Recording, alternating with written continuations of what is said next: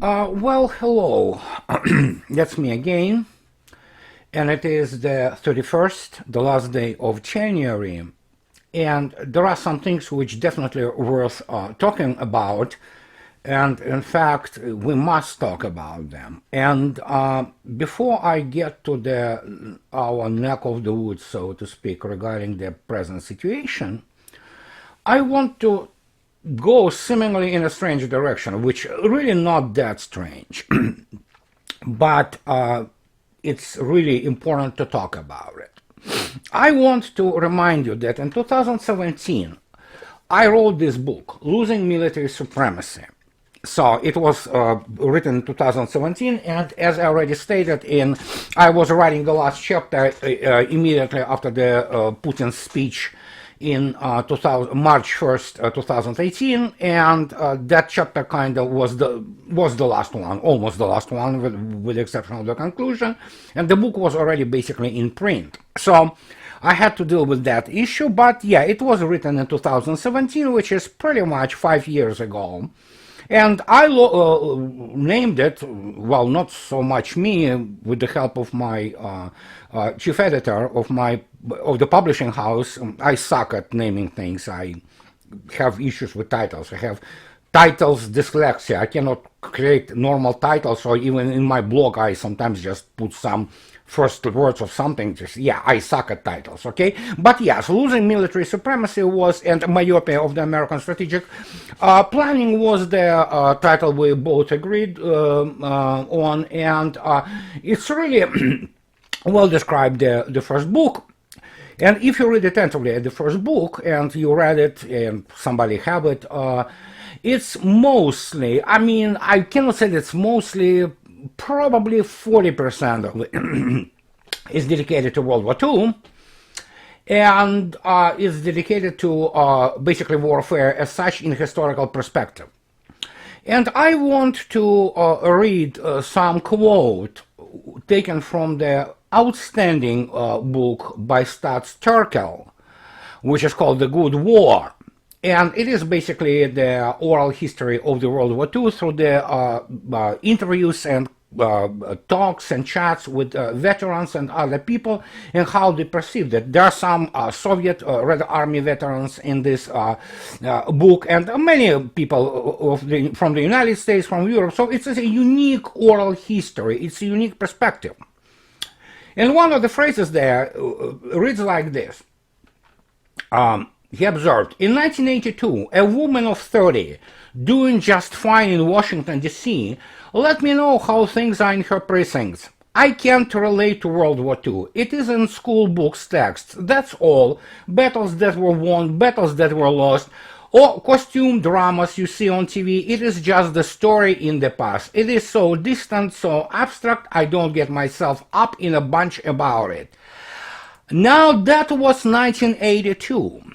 And it was in D.C., and it was one of the bureaucrats in D.C. That was 40 years ago. Today, 2022, I can bet my butt on that this lady, who was in 30s, she's probably in 70s now, we have her children, most likely, operating in Washington, D.C. And these are people, all of them, who have no clue about warfare and what it does to people and what it does to nations. And that became absolutely obvious as of lately, especially when you begin to look at such things, seemingly benign and seemingly mundane things like the tree. How far the roots of the tree go? How deep? You know, depending on the tree, some trees have a very deep root systems, especially in the hot climate, in order to draw the water from the ground. But then again, we can go to Titanic issue. How large are icebergs? Well, tip of the iceberg is the established expression, which tells us only that, yeah, we see only a small part of the iceberg on the surface. The rest of it is on the water. And that's what we have today. We have basically the United States, which whose understanding of the warfare and the history of the warfare, due to fairly short history of the United States, not that it's necessarily that short, but as the nation, the United States is fairly young, but because the United States, be that laymen or military professionals, they never experienced the war on their own territory. They don't know what is destruction is, that, and what is the rape, pillage, and all. I've been on that on record for years. And as such, there's no culture of understanding the strategy in a full sense. And when you have people who begin to play with such countries as Russia, which for 1200 years of her history, 800 spent on war, invasions mostly, beating back invasions and fighting, and so yeah, 800 years of the warfare. And when you begin to tell that just in Stalingrad alone, in basically 3 months, both sides lost in excess of 2 million people, and Leningrad alone, in the 900 days of its siege, lost more people than United States lost in all wars combined, you have to kind of begin to understand the scale of things. It's like you have a Titanic running and the fairly small ice mountain, which doesn't seem that intimidating on the surface until, of course, you run into it, and then bang, you have the issue. United States is a Titanic. And this is my third book, which is Disintegration, and you know about it, and it's being published now around the world, in Germany, Poland, what have you. It's about the fact that Russians are aware about United States on several orders of magnitude better than United States are aware of Russia. And today was a very interesting day because a few days ago, Sergei Lavrov was speaking to the State Duma about the international relations and about the situation with Ukraine, which is completely, blown out of proportion by US media and so-called what passes in the United States for diplomacy. And today they released a couple of videos from State Duma when the members of parliament, members of Duma, speak to the audience of their colleagues and basically comment on the speech of Lavrov. One of those people who spoke to was Vyacheslav Nikonov. Vyacheslav Nikonov is the grandson of another Vyacheslav, Vyacheslav Molotov, a famous Mr. Net, Stalin's People's Commissar of the Foreign Affairs, and the man extremely well known in the West. So Nikonov basically, his roots are in the really serious roots in the Soviet and Russian diplomacy.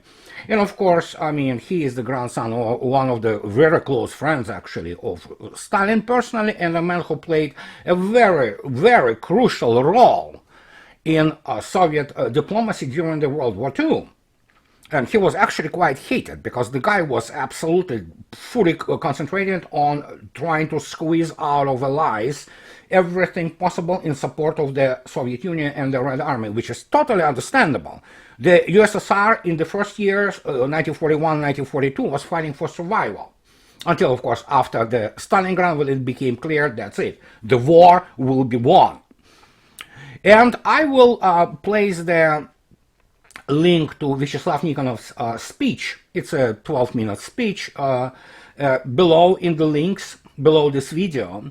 And I think so, depending on the browser, you can get the translation into English or whatever other language, so the speech obviously is in Russian. And remarkably, Nikonov was talking about what I wrote in the book a few years ago, and in fact I wrote about it like 8 years ago to start with, when my blog started. It's the fact that and I am on this point constantly, that we finally know, that was Nikonov's speech, that United States and the so-called West are losing their paper tigers. And all those activities are basically to cover up the whole situation with the decline of the West. And we've been on that too, why it declines.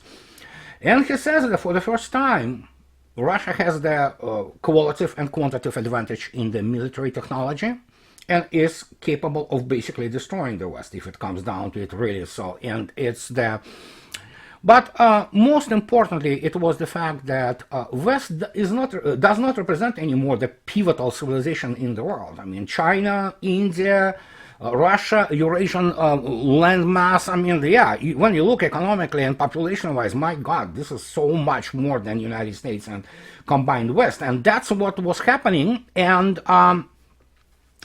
basically, United States currently understands, at least some people there understand, they cannot find the war. They need, obviously, Ukraine to lure Russia inside Ukraine for the United States to pretend that Russia is aggressor.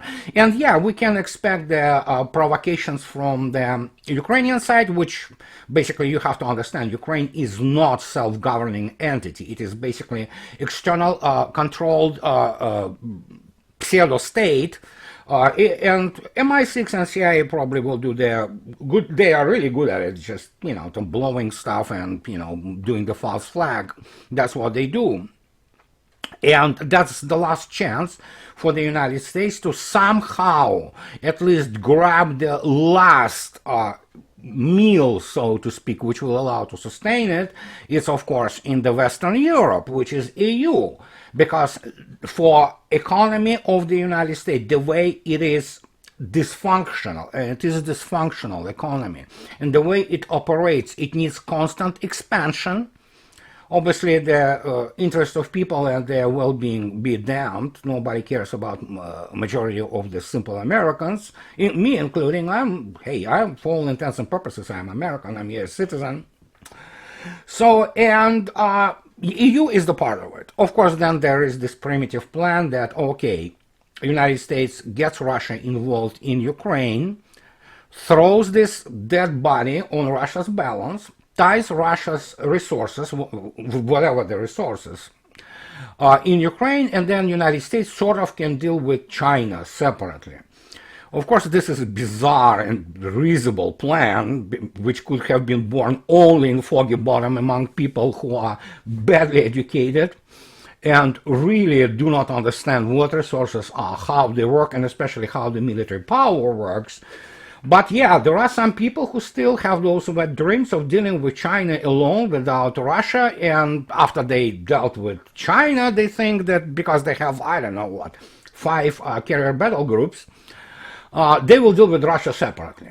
This is, of course, a delirium, I mean, which has no relation to the not only military science, but to the real economy, considering the fact that United States is drowning now, and the cash, those quantitative easings, which Federal Reserve can only do to save United States, or rather the market and Wall Street, and the cash from those bubbles finally starts to not trickle down, it's already streaming into the actual consumer market in the United States, and that's why we have this inflation. We will have probably hyperinflation, don't quote me on that, but we will have much more serious inflation, which we already have now, and latest data confirms this. Even if you look at the issue of the homelessness, which grows, and of course the fact that how the rent grows all over the United States. It's ridiculous. So basically people already don't have money, so now they have the rents. Once the state guarantees of non-eviction have been lifted, you have people who literally have no way of living in the normal housing. So yeah, guess what? RVs are coming big time. Do we have shantytowns coming? Possibly, even probable. To what degree, I don't know, but they're certainly not untrivial. So there you go. You have the situation when the United States is just absolutely, I mean, desperate. I mean, people in DC, some of them, they do understand that. They know what they did. They probably were doing this because they loved it and because they profited from it, but you know what? At some point of time, things stop. They stop working, and they already stopped working. They stopped working across the social spectrum, across the military, across economic, and we have the complex existential crisis. And the desperate planning, of course, is that, again, as I said, one of the reasons is to just basically make Europeans sit on America's energy needle, granted that the United States will have enough or excess of the energy to ship, probably some, and the United States is sort of self-sufficient in terms of energy, which of course leaves some chance for the United States to recover. Europe doesn't have any chance. Remove Russia from European energy supply, it's over. It's already over for Western civilization, European civilization, the way it is going. But, I mean, remove Russia and it's done. German economy will implode completely and manufacturing sector will die out. But, as already stated, I don't know, of course, what are the military plans in terms of dealing with China. It's the whole thing to speak about, and I will be talking about it in some time future, because I don't even see how this could be done, even if the United States have 20 carrier battle groups, because you just cannot fight China on the ground. And in naval terms, well, we'll see what Russia will provide China with.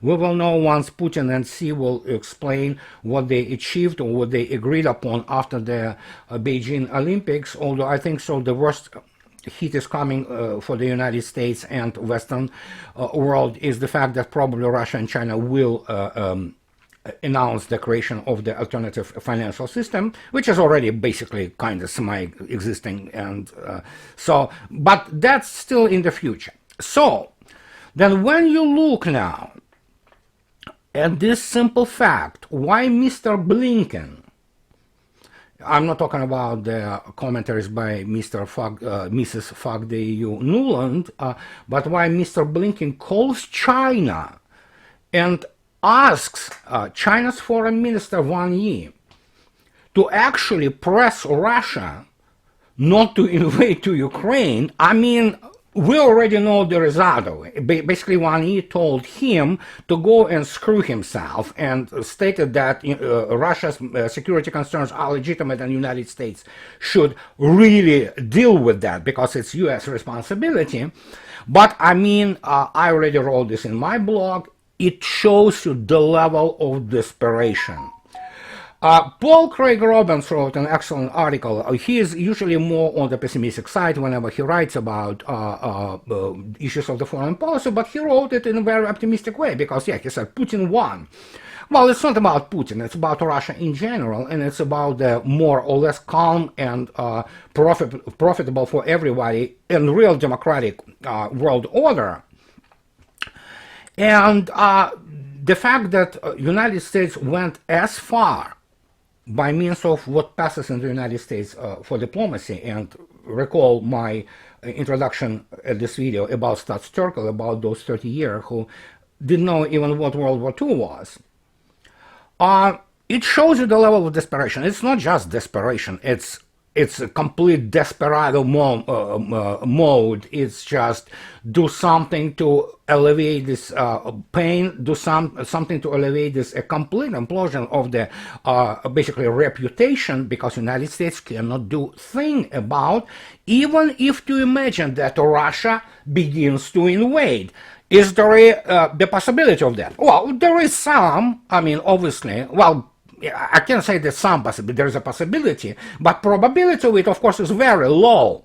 But of course, yeah, who knows? I mean, they might explode dirty nuclear device, I mean, CIA or MI6 in Ukraine and then blame it on Russia, or just, I mean, I don't know, I mean, so it's coming one way or another in terms of provocation against LDNR, and Russia might be forced to get involved in some form or shape.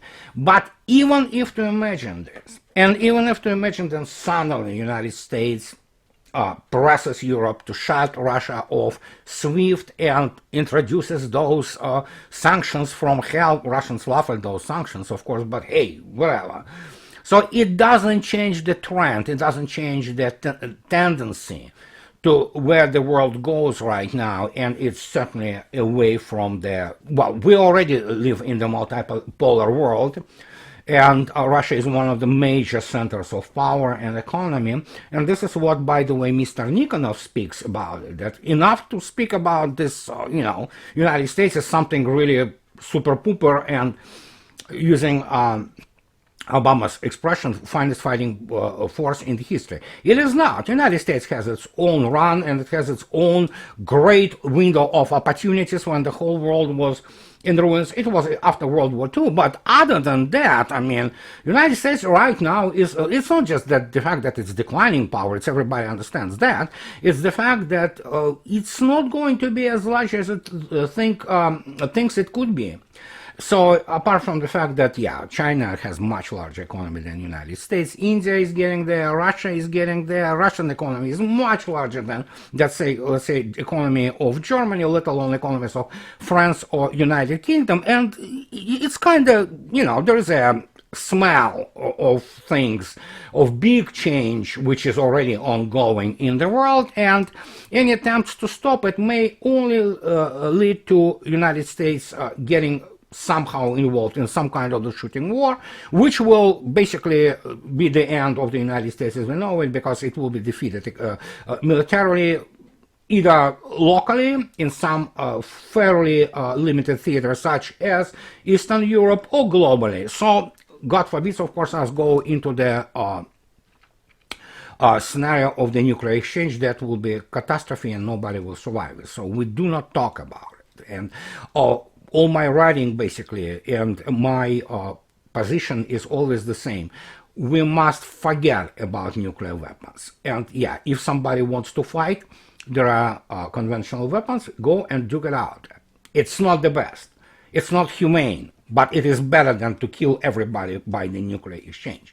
So, and United States is in this position right now, so we have to consider that some desperate moves will continue, especially after this comedy. I don't even know how to really describe this. Blinken calling China, and with the United States considering China an existential threat, and asking China to talk to Russia because what? Foggy Bottom doesn't like what they see.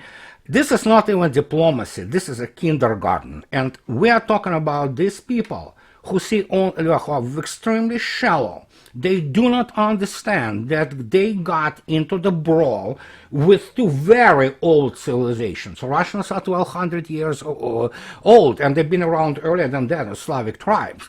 China, depending on whom you believe, but still, it's several thousand years. At least 4,000. Some people say it's 5. And these people, these nations, they went through hell. I mean, they went through wars and devastation, which United States won't survive, ever. And now we suddenly have these people who represent who are extremely badly educated. They do not understand what real war is. They do not understand that what motivates, for example, Russians or Chinese. Many of them are openly hostile because they think they are better.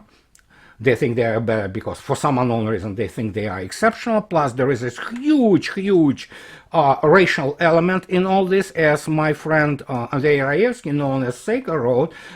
Many in Western elites think Russians are snow niggers. So, yeah, and Russians are untermensch and subhumans.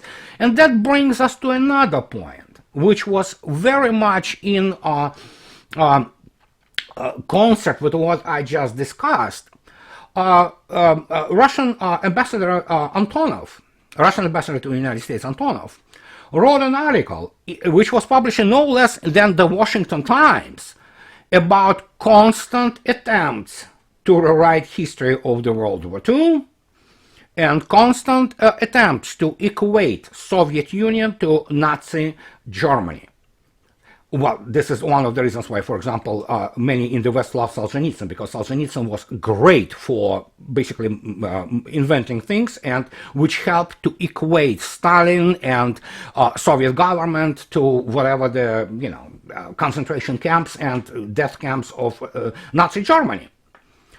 And but this is the process which already is fairly well advanced. We know that if you look at any kind of the polls, majority of Westerners, they think that Soviet Union played just a very marginal role in defeating Nazi Germany and defeating basically the whole Axis, While in reality, depending on the country, you have either British people, people from United Kingdom, thinking that United Kingdom made the most contribution. Of course, in the United States, it is well-known fact that even President Obama, he never mentioned that Soviet Union was part of the Allied effort, and he was talking about America winning the World War II. Really, but it is what it is. So, but again, this is the virtual thing, and that's what is the thing I want to say in conclusion. I constantly reiterated, I constantly repeated that most of U.S. policy, both domestic and foreign, is conducted for the show. It doesn't mean that there are no people who can still do the real thing. There are some, definitely, but for the most part, we're looking at this spectacle, which many in the foggy bottom, in national security establishment, they think that this is the policy. While in reality, what they do this kabuki theater, which is limited by the horizon of the planning of between 2 and 4 years between elections. And that's what we have. And many people really think that this is governance. It is not governance. American elites cannot govern. Remember, yeah, you can talk about Eisenhower, whatever we want, because he was a great president. He was a great man, and, you know, even Nixon. But no, these people, they cannot govern. They can do only a kabuki. They don't have skills. They don't have abilities, they don't have education, they don't have culture to understand America's real place in the larger scheme of things, especially in terms of history. And the United States, in historical terms, is just newcomer.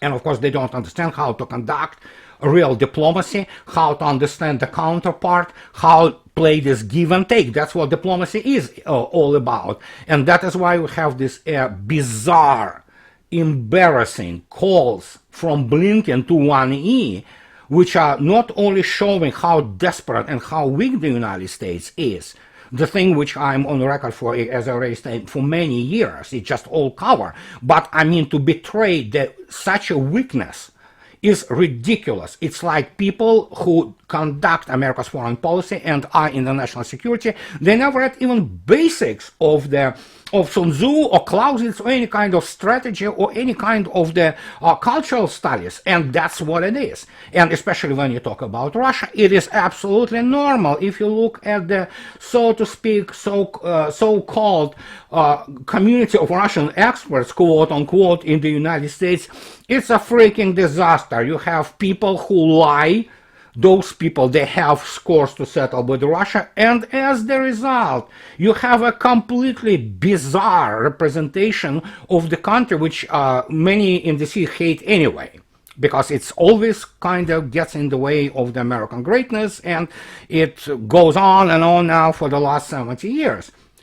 And that is why those people, they don't understand the scale of Russia's economy. They barely understand the scale of China's economy.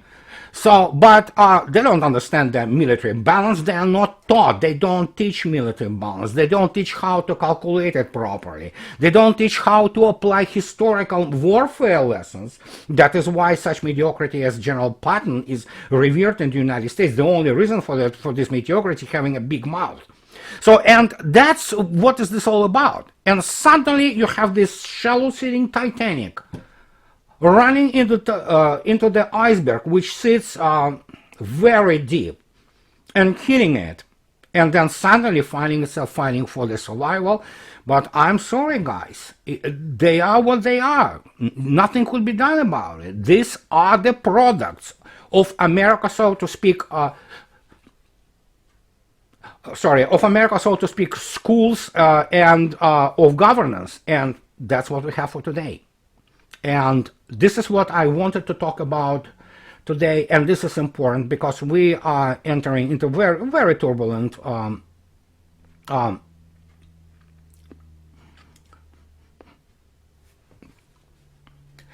sorry about this, a very turbulent time, and I needed to talk about it. So, as always, please subscribe to my channel and please support me on the Patreon. You will see every necessary hyperlinks below. And as always, have fun. Don't get desperate. We're not necessarily in a bad turning point. It is an important turning point, but I think so there are enough good force and goodwill out there to prevent a catastrophe. So just follow the news. And I'll talk to you later, guys. Bye-bye.